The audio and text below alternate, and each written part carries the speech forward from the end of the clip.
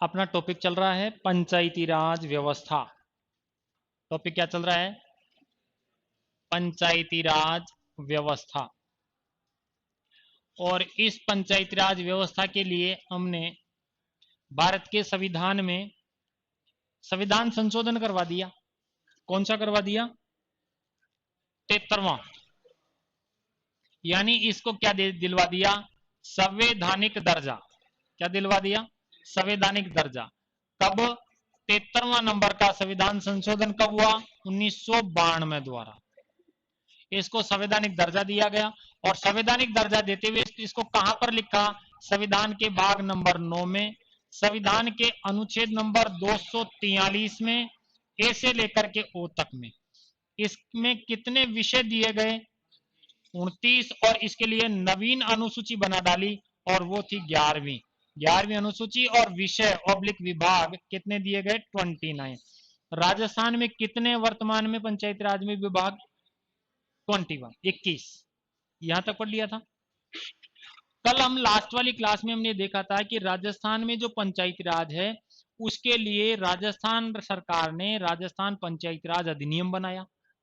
और राजस्थान पंचायती राज अधिनियम कब बनाया यह भी आपने देखा। राजस्थान पंचायती राज अधिनियम। और राजस्थान पंचायती राज अधिनियम कौन से वर्ष बनाया गया? तो आपको पता है 23 अप्रैल 1994 को, है ना। और आज इसी अधिनियम के तहत सारे कार्य किए जाते हैं। राजस्थान में जितने भी कार्य होते हैं ना वो कौन से अधिनियम के तहत होते हैं? 1994 वाले इस पंचायती राज अधिनियम। आ रहा है समझ में? ओके, अब बात कर लेते हैं आज इसके आगे की जानकारी कि राजस्थान में जो ये पंचायती राज व्यवस्था है ये कब प्रारंभ कर दी गई थी? 3 पॉइंट हैं, तीनों के अलग अलग जवाब होते हैं इसलिए मैं एक साथ लिख रहा हूं। तो राजस्थान में पंचायती राज व्यवस्था शुरू, तो पंचायती राज व्यवस्था, पंचायती राज की शुरुआत कब हुई? तो आप बताएंगे 2 अक्टूबर 1959 को। फिर दूसरा प्रश्न बनता है कि संवैधानिक आधार पर यह व्यवस्था राजस्थान में कब लागू हुई? तो 24 अप्रैल को हुई। 24 अप्रैल कौन सा वर्ष रहेगा? 1993। और एक है राजस्थान पंचायती राज अधिनियम कब बना? राजस्थान पंचायती राज अधिनियम, ये आपको तीनों के तीनों याद होने चाहिए वर्ष। और यहां 23 अप्रैल वर्ष 1994। तो ये आपके 4 डेट है, सॉरी 3 डेट है, ये तीनों याद होनी चाहिए राजस्थान के सिलसिले में। ये राजस्थान के सिलसिले में है। राजस्थान के सिलसिले में पहली कि राजस्थान में पंचायती राज की शुरुआत कब हुई? तो शुरुआत की जगह यहां शुभारंभ भी तो आ सकता है। शुभारंभ किसके द्वारा करवाया गया? पंडित जवाहरलाल नेहरू की द्वारा।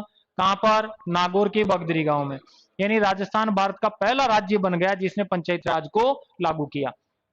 संवैधानिक आधार पर भारत में, संपूर्ण भारत में लागू हुई थी, तो राजस्थान में भी ये डेट रहेगी। कौन सी? 24 अप्रैल। इसलिए प्रतिवर्ष 24 अप्रैल को हम किस रूप में मनाते हैं? पंचायती राज स्थापना दिवस। किस रूप में? पंचायती राज स्थापना दिवस के रूप में प्रतिवर्ष मनाते हैं। प्रतिवर्ष स्थापना दिवस के रूप में मनाते हैं 24 अप्रैल। और राजस्थान में पंचायती राज अधिनियम कब बनाया गया? तो 1994 में। लेकिन 23 अप्रैल को, 23 अप्रैल याद रहे तो कोई बात नहीं, लेकिन 1994 अधिनियम याद रख लेंगे, कोई दिक्कत। तो राजस्थान में पंचायती राज अधिनियम के तहत वर्तमान में कितने विषय दिए गए हैं? तो 2 अक्टूबर 2010 से 21 विषय। पहले कितने थे? 16। ठीक है। इसके अंदर पंचायत राज के अंदर अब हम आगे बात कर लेते हैं कि पंचायत राज के अंदर चुनाव किसके द्वारा करवाए जाते हैं? चुनाव बताओ। राजस्थान राज्य निर्वाचन आयोग। राजस्थान राज्य निर्वाचन आयोग। और राजस्थान राज्य निर्वाचन आयोग की स्थापना कब हुई यह भी मैंने पढ़ा दिया। स्थापना जुलाई 1994। जुलाई 1994 इसमें इसकी स्थापना होती है। और फिर बात करते हैं कि इनको पैसा कहां से मिलेगा? वित्त, फाइनेंस। वित्त कहां से मिलेगा? तो राज्य राज्य वित्त आयोग से, राज्य वित्त आयोग से। और राज्य वित्त आयोग का गठन कब हुआ? पहला वित्त आयोग का गठन प्रथम का कब हुआ? तो 1995 में प्रथम वित्त आयोग का गठन किया गया। अब यहां पर आता है कि प्रथम राज्य निर्वाचन आयुक्त कौन थे? प्रथम राज्य मुख्य निर्वाचन आयुक्त कौन थे? तो आपका जवाब सही है, अमर सिंह राठौड़। कौन थे? अमर सिंह राठौड़। अमर सिंह राठौड़। और राजस्थान का प्रथम राज्य वित्त आयोग का अध्यक्ष प्रथम कौन था? प्रथम के गोयल, कृष्ण कुमार गोयल। ये भी आपको याद करना है। देखो, अमर सिंह राठौड़ हमारे राजस्थान के प्रथम मुख्य निर्वाचन आयुक्त थे। अमर सिंह राठौड़ एक हमारे आपके राजस्थान का जीके कंप्लीट है, इतिहास भी है। अमर सिंह राठौड़ एक हमारे नागौर के शासक भी थे। एक कहानी सुनो आप, उसके बाद में आगे बढ़ेंगे।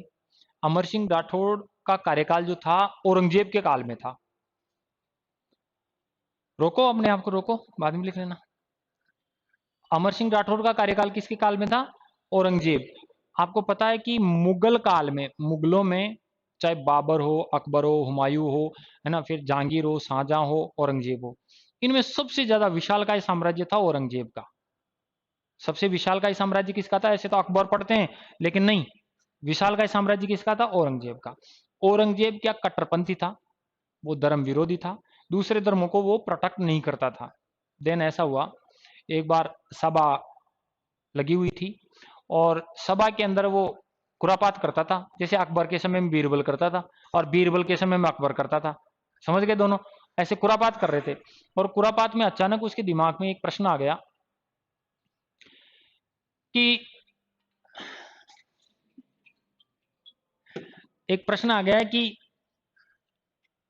वर्तमान बैठे हुए राजाओं में किस राजा की रानी सतीव्रता है, पतिव्रता है? अब ये कोई प्रश्न हुआ, लेकिन इतिहास गवाह है सारे के सारे राजाओं की नीचे गर्दन हो गई। क्यों हो गई? क्यों? इसका कोई प्रमाण नहीं दे सकता, प्रमाणिक बात नहीं है, परंतु ऐसी स्थिति हुई कि अमर सिंह राठौड़ ने सीना तान कर खड़े होकर कह दिया कि मेरी पत्नी पतिव्रता है। अब सामने वाला क्या, उसको गुस्सा खाता है। सांप को दूध पिलाते रहो तब तक तो सही है, सांप को एक दिन दूध मत पिलाओ, उसको दिखा करके वापस ले लो, वो काट लेगा आपको। सेम वही था औरंगजेब। तो औरंगजेब उस बात से सोचा कि मेरे सामने कोई मतलब सीना तान कर खड़े होकर बोल सकता है कि मैं, तो उन्होंने कहा कि ठीक है, 7 दिन का टाइम दिया जाता है, हम 7 दिन में हमारे खुफिया विभाग है उसको भेजेंगे, और यदि नहीं मिली तो आपको फांसी की सजा इसी दरबार में, भरे दरबार में लगाई जाएगी कि सर हुकुम मंजूर है, कि 7 दिन आपको जाने नहीं देंगे, कि ठीक है ये भी मंजूर है। उनको जेल में डाल दिया गया। अब उस जमाने में वर्तमान जैसी व्यवस्था थी नहीं, भाई फोन करके जानकारी जुटा लें। वर्तमान में 2 मिनट में निकाल लेते हो आप कुंडली किस किस की क्या है ना। व्यक्तिगत नहीं कह रहा, वास्तविक बता रहा हूं मैं। तो जैसे मान लो कि कौन कहाँ कैसे क्या है, उस समय उन्होंने एक दासी भेजी वहां से, और दासी वो इतनी पारंगत थी कि वो राजमहलों में काम करने वाली थी। तो कि मैं तो, इनकी पत्नी का नाम भी हाड़ी रानी था। वो हाड़ी रानी नहीं जो सैल कंवर जिसने अशेर काटा था, वो नहीं, मतलब पहले प्राचीन नाम ऐसे ही थे, मिलते जुलते ही नाम थे। तो हाड़ी रानी थी, तो हाड़ी रानी के पास में वहां वो, तो कि मैं तो राजमहल में ना रानी की दासी बनूंगी। तो योग संजोग से ऐसे रहा कि वो मतलब बढ़िया थी, बोलने में वाकपटु थी, दिखने में सुंदर थी, तो रानी की जाकर के वो दासी बन जाती है। वर्तमान में तो एफिडेविट लेते हैं, आधार कार्ड लेते हैं कि भैया कहाँ का है, कमरा भी देने से पहले, मकान देने से पहले देते हैं नहीं, पहले वो ऐसा कुछ नहीं था, चलो ठीक है बना लिया। अब एक दासी की कार्य क्या होता है, निलाना दुलाना, ये काम रानी का ये करेंगी। तो उसको पता चल गया कि कहां पर तिल का निशान है, कहां पर लगी हुई है, ये तो उसको दासी को पता चल गया। कि पूरी गोपनीय सूचना उसने अपने संजोली और सीधी जाकर के वो कहां दे दी, औरंगजेब को, कि देखो साहब दाएं पैर पर तो तिल का निशान है, बाएं हाथ पे पीछे वाली साइड में इस प्रकार लगी हुई है, आदि आदि। अब वो जाकर के वही 7 दिन हुए, दरबार का आयोजन किया गया। दरबार के आयोजन किया गया तो उस दरबार के अंदर अमर सिंह जी को बुलाया गया, वहां से जेल से बाहर आए। अमर सिंह जी के सामने औरंगजेब ने पूरे भरे दरबार में, उस दिन तो खचाखच भर गया होगा, देखने वालों की संख्या बढ़ गई कि आज फांसी होगी, उनको देखते हैं। तो अमर सिंह की को बुला करके कहा कि आपकी पत्नी वास्तव में पतिव्रता है, क्या जो मैं कह रहा हूँ वो बात सही है कि ऐसे दाएं पैर पर तिल का निशान और बाएं हाथ पे इस प्रकार से लगी हुई है? कि हाँ लगी हुई है, बिल्कुल सही है। कि ये बात हमें कैसा पता चली? इसका मतलब आपकी पत्नी पतिव्रता होती तो ये बात हमें पता ही नहीं चलती, वो ओरिजिनल बात है। तो उसने कहा कि बिल्कुल है, हाँ तो हाँ ना तो ना, उन्होंने कह दिया बिल्कुल है। तो बोलो अब आप अपनी हार मान चुके हो, तो फांसी की सजा के लिए तैयार हो कि जी हुकुम जी हुजूर, जो भी बोलते होंगे। इतने में एक दौड़ी दौड़ा वो गेटमैन होता है ना, वो आया, जिसको पहले द्वारपाल बोला करते थे। वो एक पर्ची लेकर के आया कि कोई एक नृत्यांगना है और इस शुभ अवसर पर वो अपना नृत्य प्रस्तुत करना चाहती है। तो पहले राजाओं को यही शौक हुआ करता था नृत्य गान का, मदिरा पीने का ही। तो वो कि आमंत्रित है, फांसी की सजा को थोड़ी देर के लिए रोका जाए, एक बार नृत्य देखते हैं, इनको भी दिखा देते हैं अमर सिंह जी को भी। तो नृत्य के लिए वो नृत्यांगना आई और नृत्य करने लग गई। उसके नृत्य से पहले राजा मोहित हो जाते थे, रोज होते सोने चांदी उनको गिफ्ट दे दिया करते थे। तो जैसे नृत्य कंप्लीट हुआ, उसको औरंगजेब ने कहा मांग नृत्यांगना, क्या मांगना चाहती है? तो प्रणाम करके कि नहीं मुझे कुछ नहीं मांगना, ऐसे जाने लगी। अपमान सा महसूस हो गया औरंगजेब को कि अपमानित करके जा रही है मुझे, इसको बुलाओ। मैंने कहा मांग, कि नहीं आप नहीं दे सकते इसलिए मैं तो जा रही हूं। तो फिर अपमानित हो गया कि नहीं दे सकते, एक राजा, मतलब दिल्ली का बादशाह औरंगजेब, और उसके मुंह से निकले बात आप तो मांगो, कि नहीं आप नहीं दे सकते। तो सबके सामने मतलब उस बात को टाइट करवा ली उसने। और फिर उसने कहा कि जो सामने आप फांसी की तख्ते पर खड़ा कर रखे हो ना, उसको मांगना चाहती हूं मैं। और वो कौन थी? वही हाडी रानी थी, क्योंकि सडनली वो दासी वहां से चली गई। दासी का जाना और औरंगजेब का काफी दिनों से नहीं आना, उसको बात सस्पेक्टेड लगी। तो उसने इसकी जासूसी से सूचना जुटाई, तो मालूम चला कि इस चक्कर में वो फांसी की सजा खाने वाले हैं आज इतने बजे। तो वो एक परफेक्ट नृत्यांगना थी और उसने अपने नृत्य से उसको मांग लिया। अब बताओ औरंगजेब क्या कहे सबके सामने, पहले कमिटमेंट कर चुके थे, है ना, वचन दे चुके थे। तो अंततः उनको दे दिया और कहा कि मैं ही हूं वो रानी। तो ऐसे करके, तो अमर सिंह राठौड़ और हाड़ी रानी। तो अमर सिंह राठौड़ हमारे जीके में कहां पढ़ेंगे? राजस्थान के 1994 में प्रथम निर्वाचन आयुक्त। सबके समझ में आ गई? ओके। अब लिख लो, एक बार लिखना चाहो तो फिर आगे बढ़ेंगे। आज थोड़ा सा इसको क्लासिफाई करेंगे, हालांकि ये जानकारी लिखवा रखी है मैंने, बस केवल ये दो जानकारी और थी कि भाई आपका प्रथम मुख्य निर्वाचन आयुक्त और क्या नाम था, प्रथम राज्य वित्त आयोग का किसके नेतृत्व में गठित हुआ? तो के गोयल। ये तीन डेट आपको याद रखनी है, 2 अक्टूबर, 24 अप्रैल और 23 अप्रैल। मिटा दे। अब आपको एक सेपरेट पन्ना लेना है, पूरा पूरा पेज लेना है एक, और उसमें आज हम पंचायत राज के जो त्रिस्तरीय ढांचा है ना, इसकी तुलनात्मक रूप से स्टडी करेंगे। एक पूरा सेपरेट पन्ना, और उस पेज में आप क्या करेंगे, 4 कॉलम बनाएंगे, 3 लाइनें खींचेंगे, मतलब 4 कॉलम हो जाएंगे, बराबर बराबर। मैं आपको एक बार बता दूं कैसे करना है, और फिर उतारने का काम बाद में करना, पहले समझने का करना।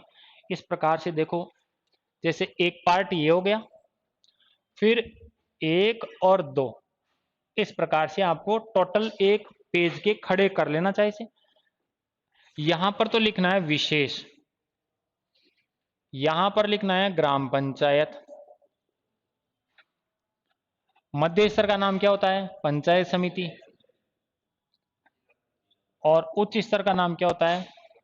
जिला परिषद, जिला परिषद, यही है। इस प्रकार से 3 स्तर हैं। इसको तो आप क्या बोलते हैं? निम्न स्तर, इसको बोलते हैं मध्य स्तर, और इसको बोलते हैं उच्च स्तर, यही है। अब विशेष में हमें इनकी अंतर का आधार निकालेंगे कि क्या अंतर है इनमें तीनों में। इस प्रकार से आप एक तालिका बना लो, और तालिका बना करके फिर आप छोड़ दो, पहले समझ लेते हैं। मतलब बराबर में 3 लाइन खींचने से 4 कॉलम हो जाएंगे। चालू करें प्रोग्राम। लगभग 10-12 पॉइंट आएंगे इसमें, है ना। देखो पहला पॉइंट इसमें हम पढ़ते हैं कि इसमें जनप्रतिनिधि किस नाम से पुकारे जाते हैं। जनप्रतिनिधि, यदि आप ये टॉपिक ढंग से पढ़ लेते हो ना, ढंग से, तो आप मानोगे नहीं, ये जितने भी पंचायत राज के चुनाव होते हैं ना, उसमें सरपंच हो, चाहे वार्ड पंच हो, चाहे जिला प्रमुख हो, या फिर प्रधान हो, प्रधान हो, कोई भी हो, उनकी आप आराम से क्लास ले सकते हो, उनको बढ़िया समझा सकते हो कि ऐसा ऐसा भी होता है, उनको समझा सकते हो। जैसे कल कार्यकाल की बात हुई थी, तो मैंने कहा था कि कार्यकाल के लिए वो आयोजन तो कभी भी शपथ ग्रहण समारोह का तो कभी भी कर सकते हैं, लेकिन उस दिन से उनका कार्यकाल प्रारंभ नहीं होगा। कार्यकाल किस दिन से होगा? जिस दिन पहली बैठक होगी। तो ये आपको ही पता है, औरों को पता नहीं है। हाँ देखो, जो क्लास जीके की तैयार कर लेता है ना, इतनी डेप्थ में कौन जानता है? कोई नहीं जानता है, नॉर्मल चीजें जानते हैं। हाँ साहब चुनाव हो रहे हैं, ये हो रहा है, सब वोट देना साहब, हम कांग्रेस के, हम बीजेपी के, दो ही चीज जानते हैं। तीसरा और कोई हो तो छोटा मोटा निर्दलीय मैदान में आ जाते हैं। जिस किसी पार्टी से संबंध रखने वाला व्यक्ति होता है ना, और उसको पार्टी टिकट नहीं दे तो निर्दलीय में आ जाता है। वरना निर्दलीय कोई अलग से कोई पार्टी थोड़ी है। वरना निर्दलीय वो जो पहले से ही मतलब निर्दलीय के रूप में काम करे कि मैं किसी पार्टी से बिलोंग नहीं करता, मैं निर्दलीय हूँ, ऐसा कोई आया मैदान में? नहीं आया अभी तक। ओके आइए, तो सबसे पहले बात करते हैं कि जो पार्टियों का वजूद है वो यहां से स्टार्ट होता है। इसमें पार्टियां नहीं चलती है, ये क्लियर हो गया? आपको पता है ना, सरपंच की पार्टी होती है, ना उप सरपंच की होती है, ना वार्ड पंचों की। ये पार्टी से चुनाव नहीं लड़ते, बल्कि पार्टियों का चुनाव कहां से प्रारंभ होता है? पंचायत समिति और जिला परिषद। बिल्कुल सही है। ओके, जनप्रतिनिधि यानी जो जनता के द्वारा चुन करके जाते हैं, उनको किस किस नाम से पुकारा जाता है? तो नाम बताना है।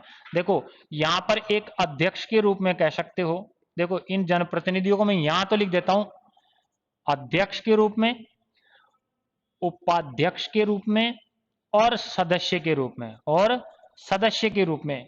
तो अध्यक्ष के रूप में यहां पर होता है, उसको बोलते हैं सरपंच। उपाध्यक्ष में होता है उसको उप सरपंच, उप सरपंच। और जो सदस्य के रूप में उनको बोलते हैं वार्ड पंच, अंग्रेजी में बोलते हैं वार्ड मेंबर या मेंबर साहब। मैडम बाद में उतारना। तो अध्यक्ष, उपाध्यक्ष और सरपंच के रूप में, जैसे यहां कौन होगा फिर? यहां पर अध्यक्ष के रूप में प्रधान जी होंगे, उपाध्यक्ष के रूप में उप प्रधान जी होंगे, और बाकी होंगे उनको बोलते हैं, देखो, पंचायत समिति सदस्य। शॉर्टकट में चल जाएगा क्या? पंचायत समिति को मैंने पंचायत समिति सदस्य लिख दिया। इनको अंग्रेजी में CR बोलते हैं, सर्किल रिप्रेजेंटेटिव, यानी उस सर्किल के प्रतिनिधित्व करने वाले, CR बोलते हैं। सी बताऊंगा ना अभी, जनसंख्या अनुसार ही बताऊंगा। ये जो 10-12 पॉइंट होंगे ना, इसमें पूरी डेप्थ में बात करेंगे। तो देखो, पंचायत समिति सदस्य को आपने क्या बोल दिया? पंचायत समिति सदस्य को CR बोल दिया, सर्किल का प्रतिनिधित्व करने वाले। इधर बात कर लेते हैं जिला प्रमुख। अध्यक्ष के रूप में तो कौन होगा? जिला प्रमुख। और उपाध्यक्ष के रूप में उप जिला प्रमुख, उप जिला प्रमुख। और बाकी होते हैं उनको बोलते हैं जिला परिषद सदस्य। देखो शॉर्ट में लिख दूं, पूरा ही लिख देता हूं, जिला परिषद सदस्य। और जिला परिषद सदस्यों को बोलते हैं DR, डिस्ट्रिक्ट रिप्रेजेंटेटिव, यानी जिला स्तर पर, उच्च स्तर पर जिले का प्रतिनिधित्व करने वाला डिस्ट्रिक्ट रिप्रेजेंटेटिव हो गए, ये सर्किल का रिप्रेजेंटेटिव होगा। यहां तक ये वार्ड के प्रतिनिधित्व करने वार्ड पंच, तीनों स्तरों पर। अब अगला जो पॉइंट होगा आपके शायद समझ में आ जाएगा, यहीं लिख देता हूं, और समझना आपको यहीं पर है, समझना आपको इसी में दूसरा पॉइंट। और समझना क्या है इसमें, ये लिखना है कि चुनाव कैसे होता है। तो चुनाव दो प्रकार से होते हैं, या तो प्रत्यक्ष या अप्रत्यक्ष। जिसमें जनता डायरेक्ट वोटिंग करे वो तो प्रत्यक्ष कहलाएगा, और जिसमें जनता के चुने हुए सदस्यों के द्वारा चुना जाए वो अप्रत्यक्ष। तो चुनाव डायरेक्ट और इनडायरेक्ट। तो यहां पर बोलो सरपंच डायरेक्ट जनता द्वारा चुना जाता है, इसलिए प्रत्यक्ष कहलाएगा क्या? हाँ करो, प्रत्यक्ष। और वार्ड पंच भी क्या होंगे? प्रत्यक्ष। ये भी जनता द्वारा चुने जाते हैं, लेकिन उप सरपंच इन वार्ड पंचों में से ही चुना जाता है, और वार्ड पंच ही वोट करते हैं, इसलिए इसके आगे क्या लिखना है? अप्रत्यक्ष। ये बात सबके समझ में आई क्या? सरपंच डायरेक्ट चुना जाता है, और वार्ड पंच जनता द्वारा चुना जाता है, इसलिए प्रत्यक्ष, डायरेक्ट इलेक्शन से।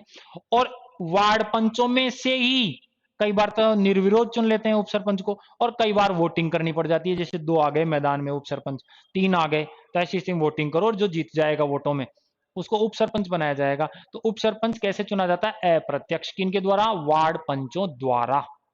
और वार्ड पंचों में से ही उप सरपंच बनता है, वार्ड पंचों में से ही बनता है, अलग से इसका लिए कैंडिडेट नहीं आएगा। क्लियर है?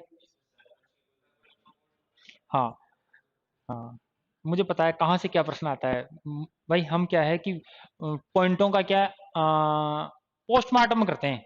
बिंदु है ना, उसका ऑपरेशन नहीं पोस्टमार्टम करना पड़ता। कारण क्या है कि प्रश्न कहीं से भी आ सकता है, और सामने वाले की क्वेरी को यदि आप सेटिस्फाई नहीं कर रहे हो ना, इसका मतलब इस पर खड़ा होने का कोई मतलब नहीं है। सामान्य परिस्थिति में सरपंच का कोई मत नहीं होता है, लेकिन कास्टिंग वोट का यानी निर्णायक मत देने का इसको अधिकार प्राप्त है। निर्णायक की भूमिका के रूप में हम केंद्र में तो लोकसभा अध्यक्ष को, राज्य में विधानसभा अध्यक्ष को, और फिर यहाँ पंचायत राज में सरपंच को यह अधिकार दे रखे हैं। एक साथ 2 वोट मारेगा। कितने मारता है? 2। कास्टिंग वोट के रूप में, निर्णायक मत के रूप में। जैसे मान लो उप सरपंच का चुनाव हो रहा है, और उप सरपंच के चुनाव में 16 टोटल वोट है। एक सरपंच था, वो तो अलग हो गया, एक सरपंच था। इस प्रकार से विषम संख्या होती है इनकी हमेशा, अभी बताऊंगा कैसे। तो उनमें से 8-8 आ गए, 2 सरपंच चुने, एक ए नाम का, एक बी नाम का उप सरपंच मैदान में है। इसको भी 8 वोट मिल गए, इसको भी 8 मिल गए। अब बताओ इसका निर्णायक मत कौन देगा? ये सरपंच देगा। तो अब सरपंच जो देगा वो निर्णायक मत में जिसको देगा वो डबल वोट मिलेगा, और डबल वोट मिलने से वो विजित हो जाएगा। लेकिन किस परिस्थिति में देना पड़ता है इसको? जब दोनों बराबर हो जाए। दोनों बराबर नहीं होना तो सरपंच का मत नहीं लगता। केंद्र में लोकसभा अध्यक्ष का नहीं लगता, राज्य में विधानसभा अध्यक्ष का नहीं लगता, और पंचायत समिति में, ग्राम पंचायत में सरपंच का नहीं लगता। लेकिन निर्णायक मत तब दिया जाएगा जब बराबर वोट आ जाए। आ गया समझ में? कोई दिक्कत? ओके, कास्टिंग वोट बोलते हैं इंग्लिश में, निर्णायक मत। ओके, आगे बात कर रहे थे। इसी प्रकार से देखो, पंचायत समिति सदस्य हो ना, सीआर, ये तो जनता द्वारा सीधे चुने जाते हैं। सीधे जनता वोट करती है। इन्हीं में से एक प्रधान चुना जाता है, इन्हीं में से एक उप प्रधान चुना जाता है। जिस दिन चुने जाते हैं उस दिन पहली मीटिंग होती है, इसलिए इनका कार्यकाल इसी दिन से काउंट होता है। यहां पर उप सरपंच जिस दिन चुना जाता है उस दिन पहली मीटिंग होती है, और इसी दिन से इसका कार्यकाल काउंट होता है। ये बात आपको यही समझ में आएगी, यही याद रहेगी। परीक्षा में आ गया तो आपको ये आपका ही प्रश्न सही होगा, आपके नोट्स पढ़ने वालों का सही नहीं होगा। आ गया समझ में? उप सरपंच का चुनाव जिस दिन होगा उस दिन पहली मीटिंग होगी। यहां प्रधान और उप प्रधान इन्हीं में से चुने जाएंगे, तो जिस दिन इनका चुनाव होगा उसी दिन पहली मीटिंग काउंट होती है। तो बताओ प्रधान जी और उप प्रधान जी कैसे चुने जा रहे हैं? अप्रत्यक्ष। अप्रत्यक्ष में कौन लोग भाग ले रहे हैं? सीआर बोल दो आप शॉर्ट में, क्या बोल दो? सीआर। तो सीआरओ के द्वारा हमारा किसका? सर मैं तो क्लास में था, नीचे पुनिया जी होंगे, नीचे पुनिया जी हैं ऑफिस में। हाँ हाँ, मैं क्लास में हूँ, आता हूँ, बैठो। तो इन्हीं में से एक प्रधान चुना जाएगा, इन्हीं में से एक उप प्रधान चुना जाएगा। वोटिंग करेंगे, वोटिंग करेंगे ये लोग, ठीक है। इन्हीं में से, इसका मतलब संख्या इनकी एडिशनल नहीं होती प्रधान की और उप प्रधान की, यही होते हैं। तो ये पहले तो किस रूप में चुन के आते हैं? सीआर के रूप में। और सीआर ही एक प्रधान बन जाएगा और एक उप प्रधान बन जाएगा, जिसके पास में दम होगा राजनीतिक और आर्थिक। तो राजनीतिक दम होगा तब तो टिकट मिलेगा इनको, टिकट से बनते हैं। और फिर आर्थिक दम होगा तो ये जो कैंडिडेट है ना, ये वोट करने वाले, इनको फिर होटलों में ले जाना, इस प्रकार से मत करवाने के लिए इनको विभिन्न प्रकार का, वो कौटिल्य ने कहा था ना, साम दाम दंड भेद, वो सारा अपनाना पड़ता है। जानकारी समाप्त हुई, आ जाओ इधर। फिर ये बोलो सारे के सारे जनता के द्वारा सीधे चुने जाते हैं, इसलिए क्या कहलाएंगे? प्रत्यक्ष। और इन्हीं में से एक जिला प्रमुख और इन्हीं में से एक उप जिला प्रमुख, इसका मतलब ये कैसे चुने जाएंगे? अप्रत्यक्ष। अब यहां पर एक जो आपसे प्रश्न पूछा जा सकता है कि पंचायत राज के तीनों स्तरों में किस स्तर पर अध्यक्ष का चुनाव जनता द्वारा सीधा किया जाता है?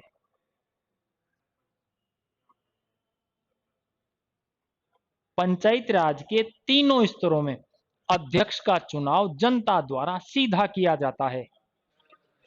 क्लियर है? केवल एकमात्र सरपंच ऐसा है, देखो तीनों के अध्यक्षों में, जो सीधा जनता द्वारा चुना जा रहा है, और बाकी अप्रत्यक्ष अप्रत्यक्ष अप्रत्यक्ष है। इसका मतलब इन्हीं में से चुने जा रहे हैं। तो तीनों स्तरों में से प्रत्यक्ष चुना जाने वाला अध्यक्ष ग्राम पंचायत का मुखिया मतलब सरपंच होता है। ये बात भी आप ही के ही समझ में आई, आपको लिखवाऊंगा नहीं, आपके समझ में आ गई। दोनों बात क्लियर हो गई? आगे आइए, तीसरा पॉइंट ये है जनप्रतिनिधि। इनके आगे नाथ न पीछे पनाह वाली बात है। कोई कंट्रोल नहीं है। इनको कह दिया कि भाई 2 करोड़ आपके ग्राम पंचायत विकास कार्यों के लिए सेंसर्ड किए जाते हैं। ये मुझे लगता है 2 दिन भी नहीं रखे उन पैसों को, 2 दिन में तो पूरा खर्च ये लो साहब, कागजों में तो करना है भाई वास्तविकता। तो इनकी मॉनिटरिंग कौन करे? तो मैडम इधर रह गए, इधर आते ना आप ना। इनकी मॉनिटरिंग करने के लिए तीनों स्तरों पर एक एक सरकारी अधिकारी कर्मचारी लगा रखा है सरकार ने। तो वो सरकारी व्यक्ति कौन होगा जो इनकी तीनों स्तरों पर मॉनिटरिंग करेगा? तो तीनों पर अलग अलग अधिकारी कर्मचारी है। इस स्तर पर होता है उसको बोलते हैं ग्राम सेवक, जिसको वर्तमान में ग्राम विकास अधिकारी बोलते हैं। ग्राम सेवक, इसको क्या बोलते हैं? ग्राम विकास अधिकारी, वीडीओ अधिकारी, वी वीडीओ है ना। ग्राम विकास अधिकारी, ग्राम सेक्रेटरी बोलते थे पहले इसको। यहां पर जो होता है उसको बोलते हैं बीडीओ। ये तो विलेज डेवलपमेंट ऑफिसर वीडीओ है, ये बीडीओ है। ब्लॉक डेवलपमेंट ऑफिसर, ब्लॉक का मतलब होता है खंड विकास अधिकारी, खंड विकास अधिकारी, ब्लॉक डेवलपमेंट ऑफिसर। क्योंकि मध्य स्तर जो ब्लॉक लेवल पर होता है, खंड स्तर पर होता है, तहसील लेवल पर होता है। तो यहाँ पर बीडीओ होता है, ये अलाइड आरएएस होता है, अलाइड आरएएस होता है, इसकी डायरेक्ट पोस्टिंग होती है। यहां पर बात करते हैं, यहां पर तो होता है उसको बोलते हैं CEO, chief executive officer. Chief executive officer का मतलब हो गया मुख्य कार्यकारी अधिकारी, मुख्य कार्यकारी अधिकारी। कहां पर होता है सीईओ? जिला परिषद स्तर। ये आरएएस, वो आईएएस, ये हमारा डायरेक्ट भर्ती वाला सीधा। कोई दिक्कत? यहां तक तीनों स्तरों के, ये इसकी मॉनिटरिंग करेगा, ये इसकी करेगा, वो उसकी करेगा। क्लियर? जानकारी समाप्त।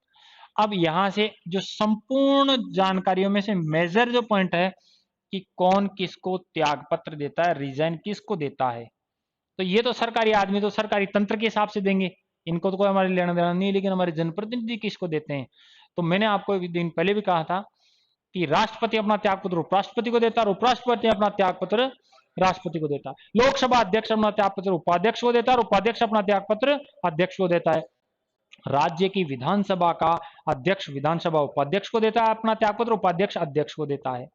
अब यहां पर जो प्रश्न बनेगा, सरपंच अपना त्यागपत्र किसको देगा? पहला ऑप्शन आएगा उप सरपंच। आ रहा है समझ में? यहां गड़बड़ होती है। तो मैं पहले यहां की जानकारी दे दूं कि चाहे सरपंच हो, चाहे उप सरपंच हो, चाहे वार्ड पंच हो, तीनों के तीनों यदि त्याग पत्र देंगे तो इस स्तर के सरकारी व्यक्ति को देंगे, बीडीओ।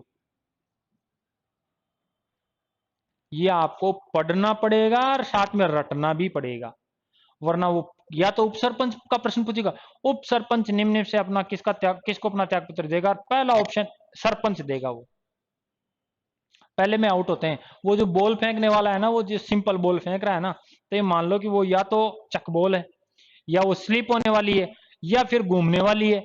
कुछ भी हो कि वो इतनी सिंपल नहीं फेंक सकता। तो ये प्रश्न जो यहां से आता है ना, वो आपको हमेशा गलत करवाने के लिए पूछा जाता है। क्लियर है? अब आगे तो फिक्स पैटर्न है, वहां तो आपको एक पैटर्न याद हो गया तो फिर आप याद कर लोगे। नहीं, यहां कोई पैटर्न नहीं है। यहां के सारे जनप्रतिनिधि इस स्तर के सरकारी व्यक्ति को देता है त्याग पत्र देना। कई बार तो सरपंच को वीडियो फोन करके कहता है, अरे कि पता है तुझे आपके वार्ड नंबर 5 के वार्ड पंच ने त्याग पत्र दिया है? कि 5 वाले ने क्यों दे दिया भाई? हालांकि देता कोई नहीं है, बनने के लिए होता है, मैंने तो बताया है। ये दे दे, मरे नहीं दे। आ जाओ इधर, देखो यहां पर 3 लोग है ना, प्रधान, उप प्रधान और सीआर, शॉर्ट में लिख दो। अब यहां एक पैटर्न है कि सीआर और उप प्रधान की बारी आए तो ये तो प्रधान जी को अपना त्याग पत्र देंगे, ये एरो समझ में आ रहा है? ये तो इसको देंगे। और प्रधान जी की बारी आए तो यहां चल करके फिर मामला गड़बड़ हो जाता है कि यहां चल करके अब सीईओ को दिलाएं या जिला प्रमुख को दिलाएं, है ना? तो अब गलत हो गया, कोई बात नहीं, ये जिला प्रमुख को देता है। किसको देता है? ये आपको फिर याद करना पड़ेगा। ये तो नीचे वालों का तो पैटर्न हो गया कि नीचे वाले तो ऊपर वाले को दे देंगे, नीचे वाले तो ऊपर वाले को दे दिए, यानी उप प्रधान और सीआर साहब, सीआर सारे के सारे किसको देंगे? इसको देंगे। लेकिन प्रधान की बारी आएगी तो प्रधान इस स्तर के जनप्रतिनिधि को देगा। इस स्तर का जनप्रतिनिधि कौन होता है? आ रहा है समझ में? अब यहाँ वही, यहाँ कौन है?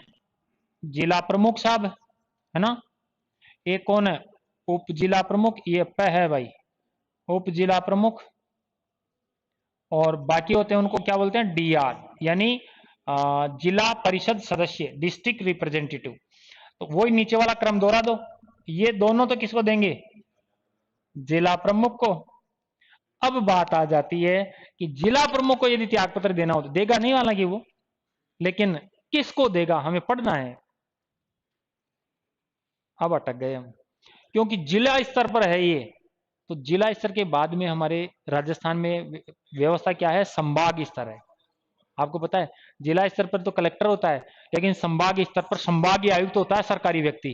तो ये फिर भाई संभाग स्तर पर तो इसका तो कोई लेना देना ही नहीं है ना, पंचायत राज का है ही नहीं कुछ ऐसा। तो फिर ये संभाग स्तर पर किसको देगा? संभागीय आयुक्त को देगा। किसको देगा? संभागीय आयुक्त। आयुक्त, इसको डिविजनल कमिश्नर बोलते हैं, डिविजनल कमिश्नर। कलेक्टर के बाद में प्रमोशन होता है तो संभागीय आयुक्त बनता है, कलेक्टर बनता है ना, कलेक्टर आईएएस ऑफिसर होता है कलेक्टर। तो आईएएस ऑफिसर फिर जैसे सीनियर स्केल में चला जाएगा तो इसको कलेक्टर के बाद में क्या बनाए? तो फिर या तो इनको क्या बनाए जाते हैं? कमिश्नर बनाते हैं, हर विभागों में कमिश्नर होते हैं, या फिर इनको बनाते हैं डीसी, डिविजनल कमिश्नर, संभागीय आयुक्त। आयुक्त की भी अच्छी रेपो होती है, कलेक्टर से ऊपर की पोस्ट होती है। और फिर या फिर इनको संयुक्त सचिव, सचिव सेक्रेटरी लेवल के चले जाते हैं, सचिव, संयुक्त सचिव, मुख्य सचिव, इस प्रकार की कड़ी में लेके जाते हैं इनको। राजस्थान का हो या राज्य का प्रमुख यदि कोई प्रशासनिक अधिकारी होता है वो मुख्य सचिव होता है, चीफ सेक्रेटरी होता है। वर्तमान में कौन है राजस्थान का मुख्य सचिव? नहीं जानते हो? जालोर से चुनाव लड़ने वाले तैयारी कर रहे हैं वो, जिनकी एक क्या वो एक ही होती है पत्नी, जो वहां पर अपने आरपीएससी में मेंबर बनी हुई है, निरंजन आर्य, संगीता आर्य उनकी वाइफ का नाम है। तो राजस्थान के सीएस कौन है? Chief secretary. मुख्य सचिव कौन होता है? तो प्रशासनिक स्तर पर यदि हम बात करें, जैसे तहसीलदार, फिर उसके बाद में एसडीएम, फिर कलेक्टर, कलेक्टर के बाद में डीसी, डीसी के बाद में भी हम क्या कर रहे हैं? सीएस होता है।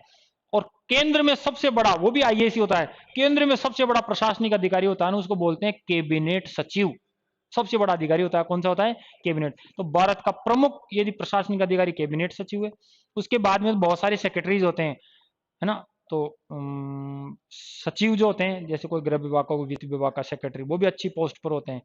और क्या बात करोगे, गृह विभाग के सेक्रेटरी पोस्ट पर मेरा एक पड़ोसी था, वो वहां रहा था, मतलब मध्य प्रदेश कैडर में तो कलेक्टर रहा था, और उसके बाद में वहां बना था। उससे मिलने के लिए इतनी फॉर्मेलिटी करनी पड़ती है कि लगभग 1 घंटा तो फॉर्मेलिटी करने में लगा लो आप, उससे मिलने के लिए। गृह सचिव, भारत का गृह सचिव है। तो अब सोचो गृह मंत्री के पास में क्या पोजीशन होती होगी, वो तो पावरफुल हो गया ना। तो इसका मतलब ये सरकारी व्यक्ति होते हैं, इनके पास में बहुत अच्छे पावर होते हैं। तो यहां मैंने क्या बताया कि जिला प्रमुख अपना त्याग पत्र देगा तो कहां देगा? जिला के बाद में संभाग स्तर पर देगा। वर्तमान में राजस्थान में कितने संभाग है? 7। कितने संभाग है? 7। 7 संभाग कौन कौन से हैं? जैसे अजमेर भी है, जयपुर भी है, बीकानेर भी है, जोधपुर भी है, उदयपुर भी है, कोटा भी है, और भरतपुर 2005 में नया संभाग बन गया। इस प्रकार के 7 संभाग है। अब मैं आपसे डायरेक्ट एक प्रश्न करूं, भीलवाड़ा का जिला प्रमुख अपना त्याग पत्र देना चाहता तो कहां जाएगा देने के लिए? भीलवाड़ा वाला, भीलवाड़ा किस संभाग में आता है? पक्का? पाली वाला कहां जाएगा? पाली वाला जोधपुर में जाएगा। और सीकर वाला कहां जाएगा? सीकर जयपुर में आता है। अब एक लास्ट अंतिम प्रश्न, अलवर वाला कहां जाएगा? भरतपुर भी संभाग है, जल्दी बताओ जल्दी से। अलवर वाला जयपुर आएगा, क्योंकि अलवर जयपुर संभाग में आता है। भरतपुर संभाग में भरतपुर, धौलपुर, करौली और सवाई माधोपुर। आ रहा है समझ में? तो ये आपका गलत नहीं होना चाहिए, अलवर वाला भी जयपुरी ही आएगा। तो ये आपका इंपॉर्टेंट टॉपिक था। कैसे याद करोगे मुझे पता नहीं है, लेकिन आपको ये तो सारे के सारे सरकारी आदमी को दे रहे हैं।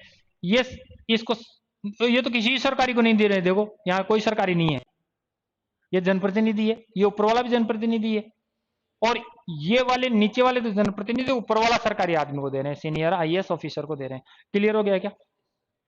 अगले 5वां पॉइंट, गणपूर्ति। कोरम, कोरम जानते हो ना आप? न्यूनतम आवश्यक सदस्य संख्या जिससे सदन की कार्यवाही का संचालन किया जा सके। और तीनों स्तरों पर मैंने आपको बता रखा है 1/3, 1/3, 1/3 गणपूर्ति का विधान है।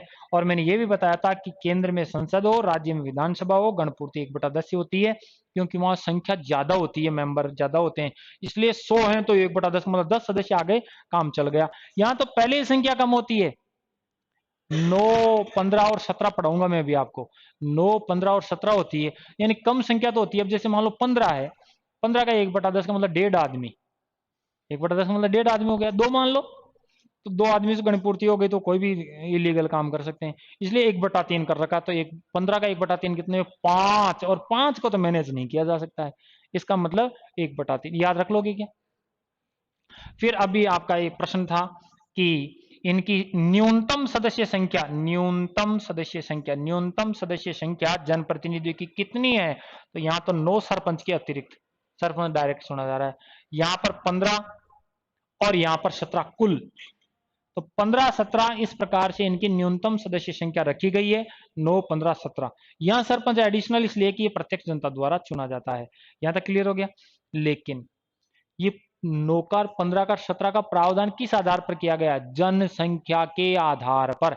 और मैंने एक दिन आपको यहां लिखवाया था, ये देखो यहां से शायद मिट गया होगा, ये देखो ये 84वां संविधान संशोधन 2001 द्वारा यह निर्धारण किया गया है कि एमएलए की संख्या का निर्धारण 1971 की जनगणना के आधार पर किया जाएगा, और पंचायती राज और नगरीय निकायों का निर्धारण 1991 की जनगणना को आधार मानकर किया जाएगा।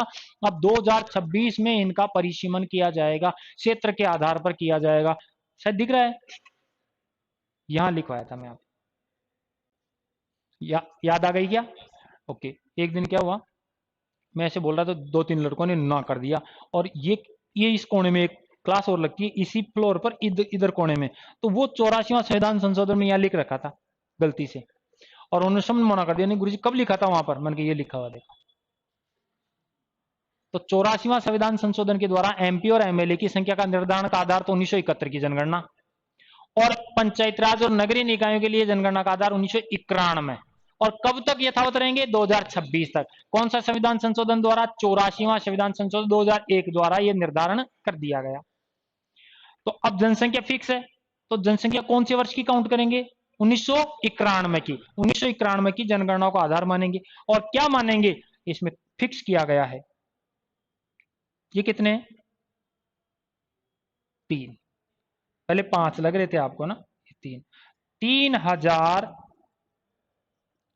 की आबादी पर कितने सदस्य होंगे, 9। 3000 से ऊपर है तो मैं भी बढ़ाऊंगा नीचे, 3000 से कम है तो ग्राम पंचायत का गठन ही नहीं होगा। बात दोनों क्लियर हो गई। 3000 से ज्यादा संख्या है तो संख्या बढ़ाऊंगा, कैसे बढ़ेंगे वो नीचे बता दूंगा। 3000 से कम आबादी है तो ग्राम पंचायत का गठन ही नहीं होता। तो 3000 की आबादी पर 9 सदस्य कम से कम, यहां मिनिमम संख्या आपको लिखी है 3000, 1 लाख, 1 लाख की आबादी पर, 1 लाख की आबादी पर बोलो कितनी सदस्य संख्या होगी, 15। 1 लाख से कम है तो पंचायत समिति का गठन नहीं होगा, और 1 लाख से ऊपर है तो हम संख्या बढ़ाएंगे। आ गया जो 4 लाख, 4 लाख की आबादी पर, 4 लाख की आबादी पर क्या करेंगे, 17 सदस्य होंगे। 4 से कम है तो जिला परिषद का गठन नहीं हो, और यदि 4 से ज्यादा है तो हम संख्या बढ़ाएंगे। तो 3000, 1 लाख, 4 लाख की आबादी पर न्यूनतम सदस्य संख्या का निर्धारण किया गया है। बोलो यहां तक समझ में आ गया। आज का अंतिम पॉइंट यहां 7वां लिख जाता हूं और बाकी कल लिखेंगे। इनकी संख्या को किस प्रकार से बढ़ाया गया है, इनकी संख्या को किस प्रकार से बढ़ाया गया है। तो इनकी संख्या को हम बढ़ा लेते हैं, देखो। हाँ जी, हाँ लागा साहब सबका है। हाँ हाँ, दो दो का देखिए, शायद पूछ लीजिए बार थोड़ी देर में, फोन कर लीजिए, पूछ रहे बता दीजिए मैं 2-4 मिनट में, है ना। पूछ रहे बताना पड़ लो मन, है ना, ठीक। हाँ जी, एक बार लास्ट वाला ये पॉइंट और भी समझ लो। न्यूनतम सदस्य संख्या तो आबादी के हिसाब से 1991 की जनगणना आधार मानी। इनकी संख्या वृद्धि कैसे करेंगे? यदि ये संख्या वृद्धि आपके समझ में आ गई तो आज का ये क्लास लेने का औचित्य सिद्ध हो गया। इतना टफ है, मैथमेटिकल आंकड़ा है और आपसे पूछूंगा, अभी कैलकुलेट कराऊंगा। संख्या वृद्धि हर स्तर पर कितनी भी आबादी बढ़े, सदस्य संख्या एक नहीं दो दो बढ़ाई जाती है, एक साथ दो दो। तो देखो +2 कभी भी बढ़ाएंगे तो कितनी बढ़ाएंगे? +2 तो अब आप ये कैलकुलेशन लगाओ कि किसी भी स्तर पर विषम संख्या के अलावा सम संख्या नहीं होगी। देखो 9 और 2 11, 11 13 15 बढ़ेगी तो ऐसे दो दो ही बढ़ेंगे, दो दो ही बढ़ेंगे इस प्रकार से। इधर देखो 15 17 19 21 23 25 विषम संख्या बढ़ रही है, इधर भी 17 वो मतलब विषम में जाएगी। तो हर स्तर पर, ये इसलिए बता रहा हूं, फिजिकल एक्टिविटी से कर बार याद हो जाता है, इसलिए आप हंस रहे हो मेरी तरफ, कि आप किसी भी स्तर पर यदि ऑप्शन आएंगे चार कि निम्न में से इतनी जनसंख्या किसी जिला परिषद की है तो कितने सदस्य आप वहां पर चुनाव करवाओगे, तो एक तो संख्या सम देगा, उसको तो बिड़ते ही काट देना, बचे 3। अब 3 में से आपको लगाना है वही कैलकुलेशन करके, तो विषम को आप प्रेफर करेंगे। ओके, यहां पर की गई है कि 1000 की आबादी बढ़ने पर, आबादी बढ़ने पर आप कितने सदस्य बढ़ाओगे? 2। जैसे मैं आपसे कहूं कि किसी ग्राम पंचायत की आबादी 3999 है, 3999, तो कितने सदस्यों का चुनाव करवाओगे? 9 का ही करवाओगे। जब तक 1000 नहीं होगी तब तक आप कुछ नहीं बढ़ाओगे। बोलो 1999 हो गए तो कितने बढ़ाओगे? 1999 और बढ़ गए, 3000 तो थे ही, 1999 और बढ़ गई जनसंख्या, तो कितने बढ़ाओगे? 2 ही बढ़ाओगे, यानी 11 का चुनाव करवाओगे। आ गई आपके समझ में? आ गया, यहां तक तो समझ में आ जाती है। जैसे मैं आपको कहूंगा 6964 है, तो कितने जनप्रतिनिधियों का चुनाव करवाओगे? 6964 में कितने का करवाओगे? 6964 है, बताओ जल्दी से। आज उठाया नहीं था ना, इसलिए रिपीटेशन में है। बताओ 15 कैसे किया आपने? 6 और बढ़ा दिए, 3000 पर तो 9 कर दिया आपने, फिर 6000 थे ऊपर वालों को तो आप काउंट ही नहीं करते हो जब तक 1000 नहीं हो जाते। फिर 3000 बढ़े, हर 1000 पर 2, तो 6 और बढ़ा दिए, 9 और 6 15 कर दिया आपने। बहुत बढ़िया कैलकुलेशन आप लोगों की। आ जाओ आगे। 15,000 की आबादी पर 2 सदस्य बढ़ाया जाएगा, कम से कम 15। अब चाहे 14,999 क्यों ना जाओ, आप कुछ नहीं बढ़ाओगे। समझ में आ गई? अब बताओ 1,55,000 की आबादी में आप कितने सदस्यों का चुनाव करवा के आओगे? जल्दी से बता दो। 1,55,000 है, बताओ जल्दी से। हम्म, सबके आंकड़े सही हैं कि 21? क्यों? 55,000 का मतलब तो आपको मतलब नहीं, 15 का भाग लगाओ। पहले तो 1,00,000 निकालो, 1,00,000 पे तो कितने हो गए? 15। फिर ऊपर कितने? 55 है, 55 में 15 का भाग लगाया 3 बार, 15 थी 45, तो हर 15 पर 2 बढ़ा दो, तो 3 बार गया, तो 3 दूनी 6, इसलिए 21 हो गया। पक्का है क्या? बता दो जल्दी से। 2,25,000 पर कितने का चुनाव करवाओगे?